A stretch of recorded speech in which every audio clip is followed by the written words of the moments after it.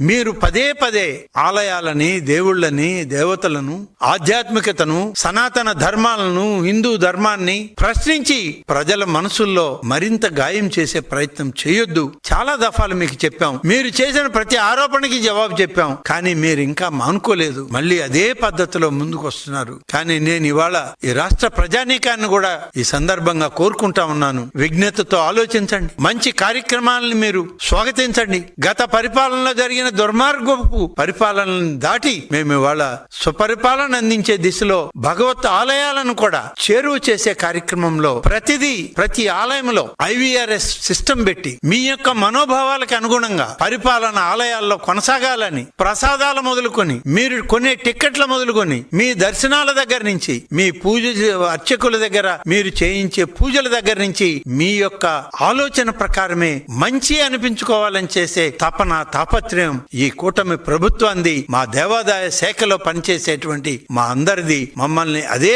దృష్టితో, అదే ఆలోచనతో ఇవాళ మా నాయకుడు చంద్రబాబు నాయుడు గారు నడిపిస్తూ ఉన్నారు ఈ ప్రభుత్వాన్ని. ప్రజలు కూడా ఆలోచించండి. పదే పదే ఇటువంటి ఆరోపణలు చేస్తే ప్రజలు నమ్ముతారనేటువంటి ఒక దుర్మార్గపు ఆలోచన ఇవాళ ప్రతిపక్షానికి, వైఎస్ఆర్ కాంగ్రెస్ పార్టీది, ఆ పార్టీ నాయకుడైన జగన్మోహన్ రెడ్డిది. ఆ పార్టీతో అంటగాగి దోపిడీలకి నాస్తికుడిగా పేరు పొందిన కరుణాకర్ రెడ్డిది. ఇవాళ మళ్ళీ ముందుకు వచ్చి దేవాలయాల గురించి మాట్లాడితే ప్రజల చేత్కరింపులు ఇంకా కూడా మీకు కొనసాగే విధంగా ప్రజలు కూడా ఆలోచించండి. ప్రజల మనోభావాలకు అనుగుణంగానే ఇవాళ ఈ రాష్ట్ర ప్రభుత్వం పనిచేస్తుంది. ముఖ్యమంత్రి గారి ఆలోచనతో మేమందరం అదే ఆలోచనతో ముందుకు పోతాం. దైవమే ఇవాళ మా ప్రభుత్వానికి తోడుగా ఉంది. ఆ దైవం యొక్క అంశమే ఇవాళ ముఖ్యమంత్రిగా ఈ ప్రభుత్వాన్ని నడిపిస్తుంది, ప్రజల దరి చేరుస్తుంది. ప్రజలకు సుపరిపాలన అందించడంలో ఈనాటి ప్రభుత్వం పూర్తిగా విజయవంతమైంది.